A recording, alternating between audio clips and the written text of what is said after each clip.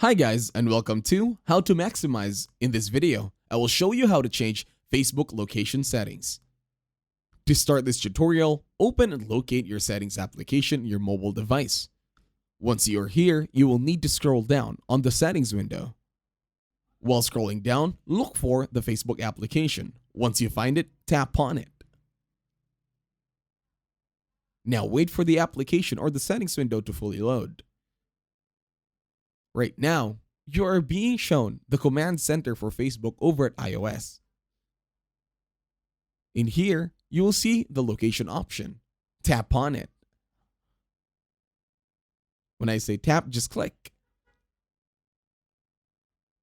In here, you will need to change while using the app so that every time you go and you open Facebook, it should all be good. Or if you don't want Facebook to know your location, just click on Never, depending on your preference.